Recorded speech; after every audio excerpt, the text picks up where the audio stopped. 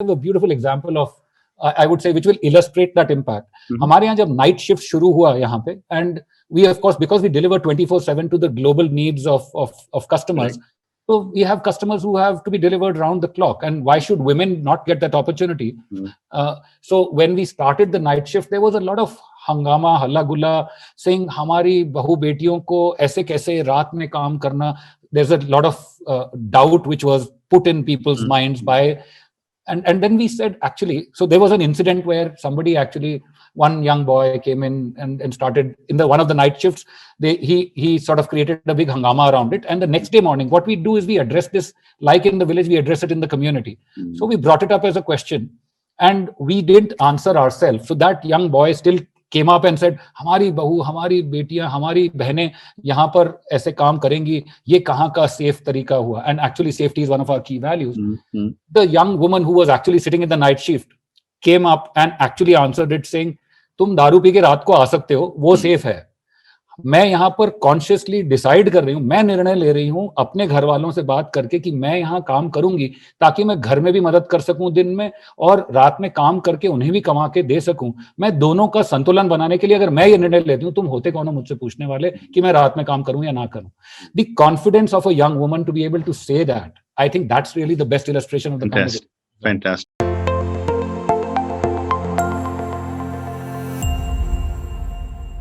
Welcome to another episode of The Brand Called You, a vodcast and podcast show that brings you leadership lessons, knowledge, experience, and wisdom from hundreds of successful individuals from around the world.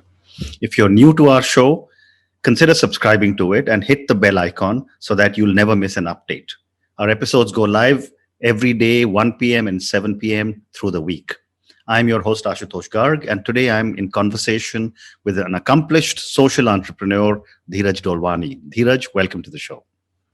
Thank you, Ashutosh. Happy to be here. Thank you. Dheeraj is the co-founder and CEO of B2R, which is Business to Rural, a for-profit social enterprise. And we're going to talk to him about B2R and his journey as a social entrepreneur. So, Dheeraj, let's talk about B2R. What do you do? And I know you mentioned you're sitting in Ranikhet up in the mountains. Yes, I am sitting in my home, which is close to Ranikhet, just 11 kilometers away in a small village called Digoti. Not very far from one of my centers. That's where I stay. This is where home is now. And B2R literally stands for business to rural. And that is the vision and the intent behind the starting of the organization 11 years back.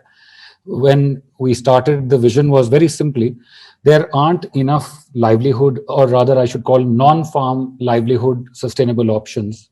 Farming is anyway very difficult. It's subsistence agriculture around us where we are sitting because of the water issues that you see in the hills. So there aren't many non-farm livelihood options. To create a sustainable livelihood option here in the hills, an alternate livelihood option. Okay. And that's what we've been doing for 11 years now. We took the BPO industry as the point where we'll say this is where the livelihood fulcrum will start. And the essence of what we tried and what we are doing, the journey for us has been that job creation or livelihood creation becomes the fulcrum of becoming a change agent for the community around you. Okay. So that's really what we have been doing for 11 years, that you have a job as a BPO team member, you would be doing work and yet you would not have the privilege of having an education like many in the city. You would have an education from an average primary school in the village. It could be, the school next door to me. There's an inter-college in Machkali. There is in fact, in Digoti itself, there is a small school, the primary school there up to class 5. And these are typically where the kids would study and yet not have a credible option to go and work afterwards. And therefore either look for migration options and therefore go to either a place like Delhi, Dehradun, Haldwani, Rudrapur, wherever where there are clusters of these, what you see as urban clusters where there is a lot of heavy traffic of migrant labor coming in, doing jobs which are fairly menial, and not being very well paid, not living in a very high quality of life. that becomes the only option that many are left with. So we said that can only be changed. While BPO industry is thriving in the city, and you can also create the same job in the city, but you do that at the cost of disturbing the rural fabric, the social fabric, and the family fabric.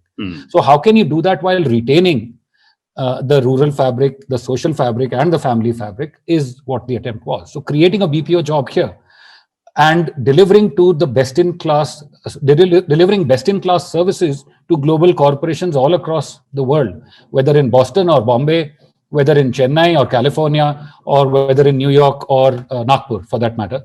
You could be delivering, and we have customers in all the locations that I just mentioned, so that you could be delivering to customers all over with a young person who has what we call a hunger to change his or her life. That's really the fulcrum of our model there. Fascinating. So, when I was reading about you, there was a phrase that I read, which is impact sourcing rural BPO model. Yeah. Impact is a big word these days. So I'd like to understand from you what exactly you mean by impact sourcing rural BPO model. Sure. It's a good question. This was coined by NASSCOM, I think about 7 or 8 years back, in response to what we had been constantly talking to NASSCOM about. They'd seen that these were, at that time, 11 years back when we started, we were not the first ones, but there were several others who started around the same time. Rural BPO was simply taking BPO to the next frontier. As I would say, the grand mentor of the BPO industry, Raman often says, Raman Roy, he's often been quoted as saying that we just moved the job from, let's say, New York to New Delhi. And we trained the people to be able to absorb the skills. What we said is, from Gurgaon, we're going to move it to Kumaon, and we can move the same way. We just have to move up in the skill ladder. The young person has to move up in the skill ladder, and the same job can be moved. So impact sourcing was essentially looking at the traditionally the BPO model, which has played a huge role in the last 25 years in shaping India's place in the IT and BPO space, has changed the way that the world perceives India. And we said, now we just have a possibility of extending it further to what I call achieving a social objective of taking it to the hinterland, the boondocks. Many people have many names for this, but essentially what I call it, 68% of India lives in the boondocks. If you can take it there, then it is far more sustainable. We've seen that in the BPO context. So impact sourcing really means marrying social impact with outsourcing. That was how these two words were joined and said impact sourcing. NASSCOM coined this word at that time to say, okay, let's give it a nice sort of a reference point for people to refer to, as well as create those case studies around this, so that the success stories that we have of customers working in this model can be shared with others to emulate in that. So that's where the word came from. So, you decided to come and set up in Uttarakhand. Tell me why you chose Uttarakhand, and what were some of your challenges as you started building out this model? So why Uttarakhand? Ke do answers hain, and I'll start with the personal one, which is closest to my heart. I love the mountains. I love the hills. I have been a traveler to the hills for about 35 years now. I've been trekking, I've been traveling, I've been motorbiking here. And I have been an avid, I would say, walker in the hills, if nothing else. I just love staying here. And across the 35 odd years that I have traveled, I've seen and stayed in many of villages which are very similar to where I'm sitting right now, and often traveled in. I like to rough it out. I like to see life as I call it, the 68% want to see life because they're forced to see it that way. I chose to see it that way so that I could understand how really the country is being seen with the eyes of someone who's staying here out of compulsions, not out of choice, as me. Traveling in buses, staying in tea shops, staying in places like that, gave me an insight into a lot of the young people. I met a lot of young people who were extremely frustrated. They were literate, they were educated, padhai karni hai, aisa bol ke. Uttarakhand is very well known for this sort of its cultural push towards education. If you ask a young boy in the Pahad ki tum kya banna chahte ho, so his first choice will be army, the second choice will be police, the third choice will be government job. There isn't a fourth choice. Correct. He doesn't want a fourth choice. And for a young girl, unfortunately, the question is never asked. That's the handicap that she faces. So we saw both of these together. the frustration, the possibilities. The other thing that we put in that same context was my own business background in IT and BPO, and in fact, the other co-founders also, his background also in IT and BPO, and we saw that a lot of the people we had in our team were actually coming in from. I did that retrospective analysis after I started, and I saw in my earlier team, which I had left in Noida, I had out of the team of 300 odd people, about 160 people were from Uttarakhand. So there is a culture. You can see also it from the literary statistics. The literacy in the state is now in the top 3 in the country. So it's a high literacy state. It does not have credible alternate options for livelihood, and it also has a fairly good arterial network of infrastructure in terms of roads as well as internet across these roads. So with that became my professional answer to why Uttarakhand. I have what I call a peace-loving, hardworking population who would be preferably, they would prefer to stay next to their homes and work next to their homes if they could. Correct. And I have my own love and passion for the hills. These came together for why Uttarakhand. In terms of challenges, I've often been told you should think of writing a book about it. There were all kinds of challenges that any startup faces. And even after 11 years, we just often call ourselves an overgrown startup in that, because you'll still keep hitting the new challenges. Sure. We had a lot of, I would say the biggest challenge for me was on the demand side, as with many startups. In fact, I would even go to the point of the demand side of reaching out to the right customer set to be able to say that here is a credible option for them. So reaching out to customers, building the demand side, building the sales pipeline was and is, I would say, the biggest challenge. Okay. The challenge that many people thought would be there. For example, we deliver, believe it or not, the companies in New York and Boston I was talking about, we deliver work of world-class quality to these. So a lot of the companies in the US do, as you know, like in ROC, there is work in the US, the financial statements are filed in the Securities and Exchange Commission, the SEC filing.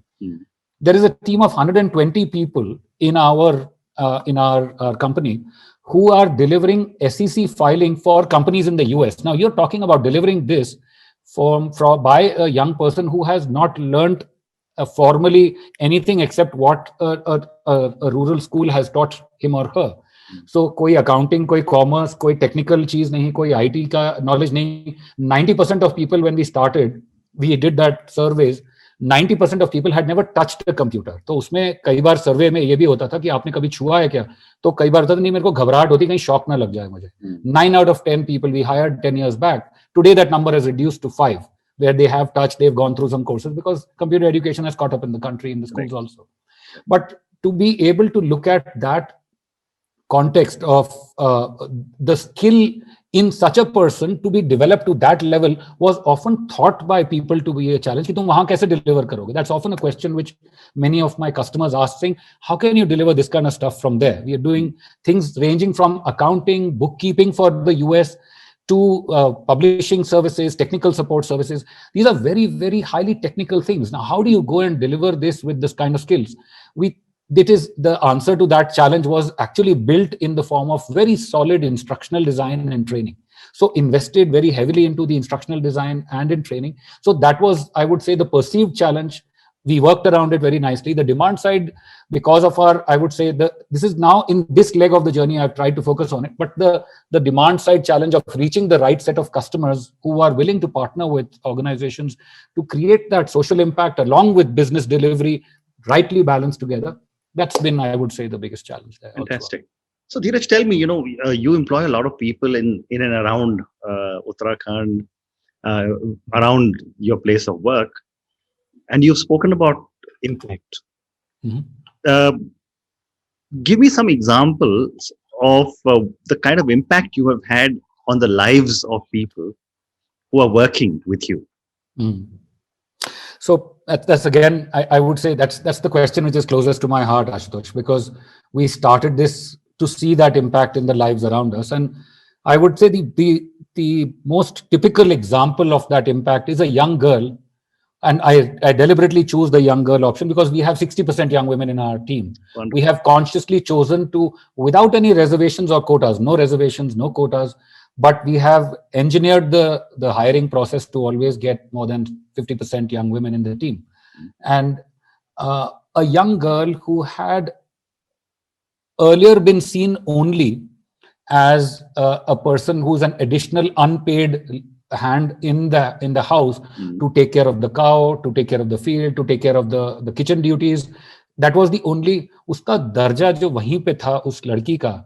Today, to see that young girl unfold into a young woman who is working to fulfill her aspirations from her life, to see her dreams, to actually be having the courage to dream and to be able to fulfill those dreams, whether the dream might be to build a house for her own family, to pay for the education of her siblings, or to buy herself what she wishes to buy so that she could actually live the dream that she wants to.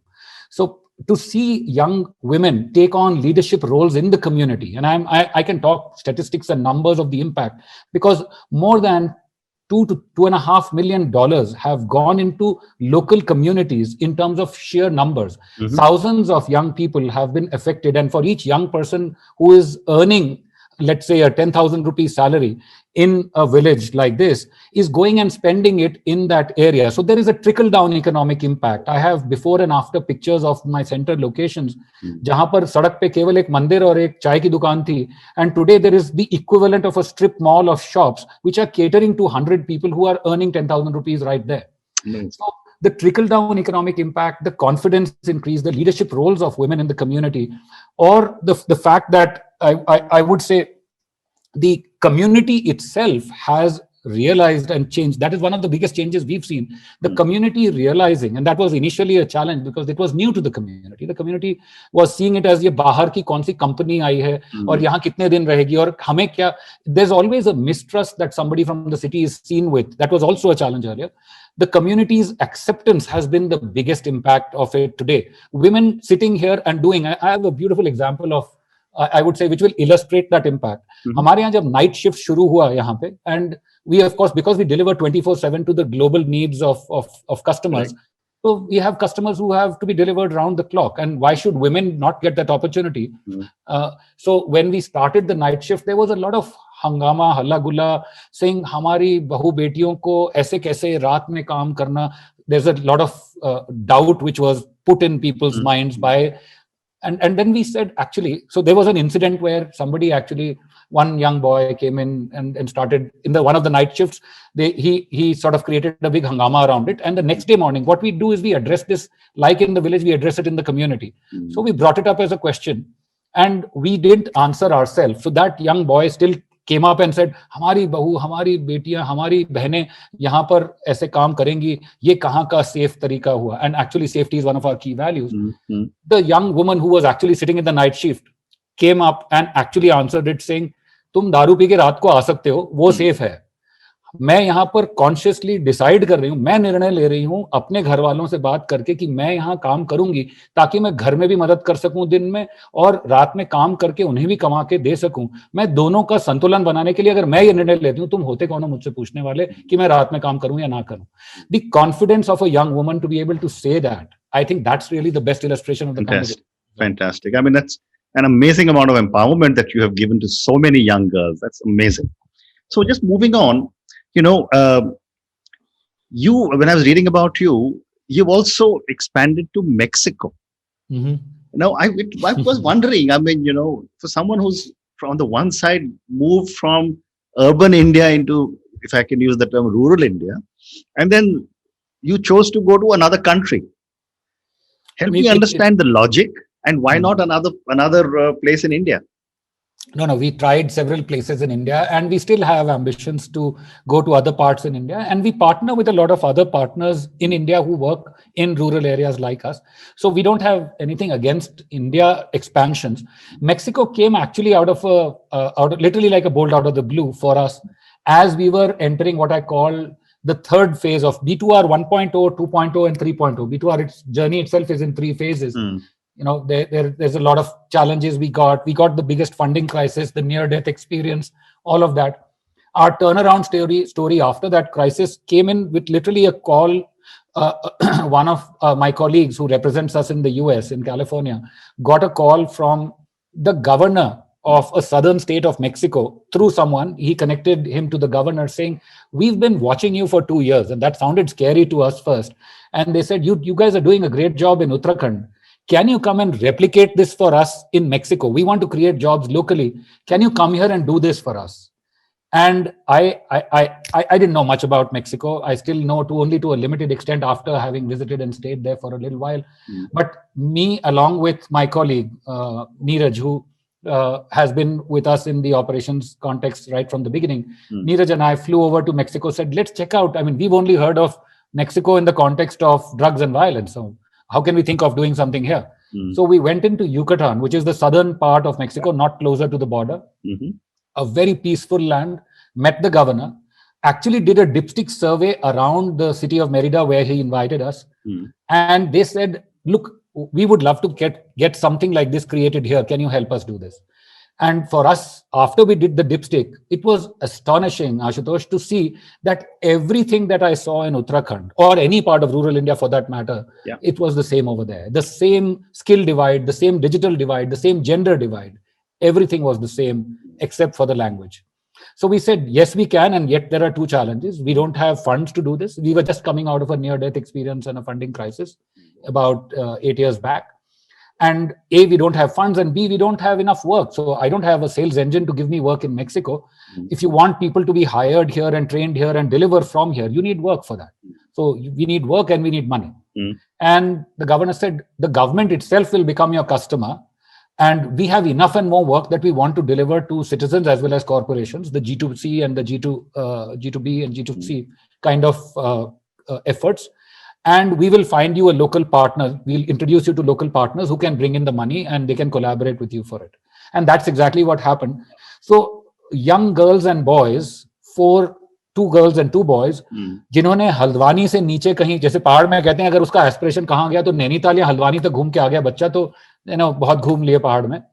जिसने हल्द्वानी के नीचे कहीं नहीं देखा था, 2 girls and 2 boys and a manager, they flew to Mexico, they stayed there, they set up a center there which was funded locally. We collaborated and trained and hired and trained 20 young people in Yucatan, in Merida, and started delivering to the needs of the government there itself. That was really how imagine somebody जिसने अंग्रेजी ठीक से बोली नहीं ठीक से बोली है, because the young boys and girls are coming in from Uttarakhand, तो अंग्रेजी आती है पर उतनी फ्लुएंटली नहीं कि आप इंग्लिश फर्राटेदार बोल सकें. You are studying in a local government school here, so you know English, you can read it, you can comprehend it very well, but you may not be able to speak it fluently.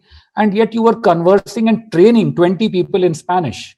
And that was the journey for those. I mean, the journey for them, I can't begin to tell you what an amazing journey it was for those 4 and that manager. Incredible and aspirational for so many people in your center in Ranikhet, isn't it? Absolutely. Fantastic.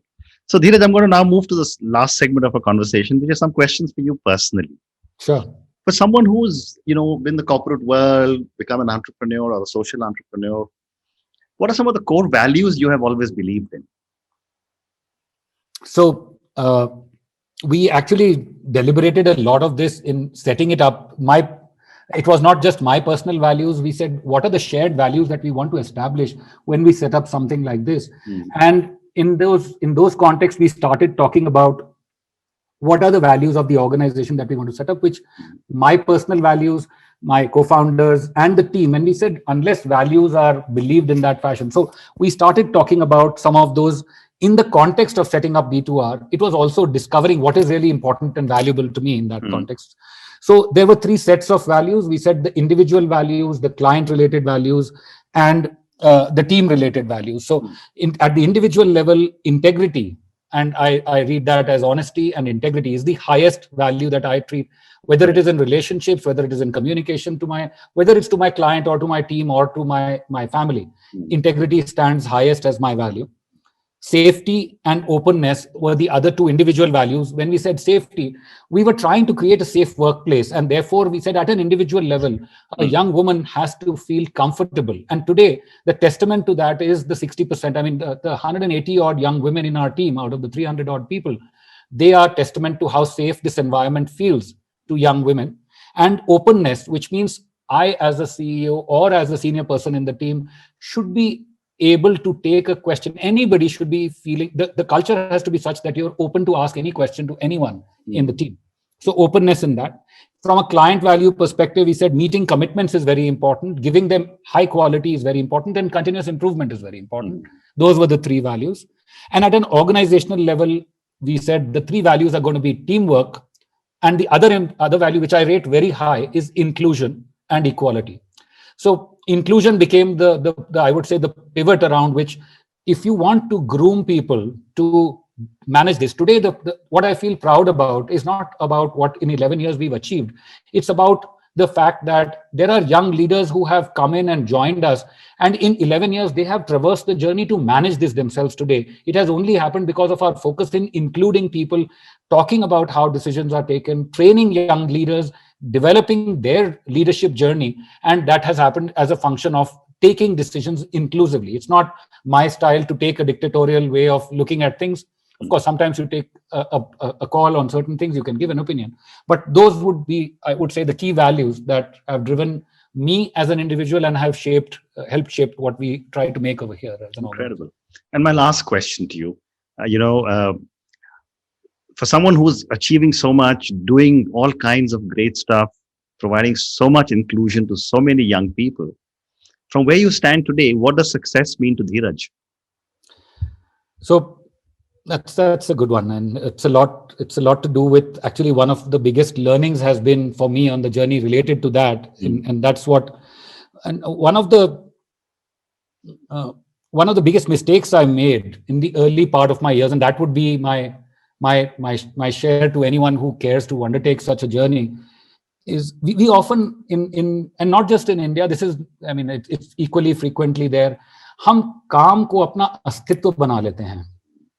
Work is the identity for us as human beings in most places. That's what defines us. When you talk about the brand called You, it's mostly talking about work. And that's what defines us as a human being. I found that to be my biggest area of weakness, mistakes, failure, and the opportunity, because I nearly killed myself. I went through such a bad health phase, picking up the pieces to understand that if you create a work-life balance, today I have overcome successfully. I was diagnosed with multiple sclerosis 8 years back, and I was and from that, in 3 to 4 months, to run my marathons. Every year we run a half marathon in the hills, 21 kilometers in the hills. And then in 8 years, to define my success as living one step at a time as you run a marathon, to work in that work-life balanced mode and living one step at a time, evolving into a better human being every day. I would say that is what defines me as my success. Absolutely amazing. Dheeraj, thank you so much. This conversation has been so amazing. I mean, you are providing life-changing opportunities for people, not just in India, but in Mexico as well. Thank you again. And I'm really hoping that you put your experiences down in a book. Thank you. Thank you so much, Ashutosh. It's been wonderful sharing our experiences. And yes, definitely there is an attempt to try and think more about a book. And thank you very much. And your good wishes are very appreciated for that. Thank you so much.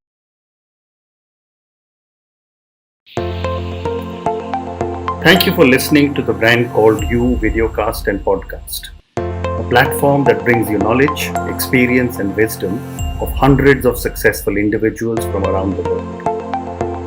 Do visit our website www.tbcy.in to watch and listen to the stories of many more individuals. You can also follow us on YouTube, Facebook, Instagram, and Twitter. Just search for the Brand Called You.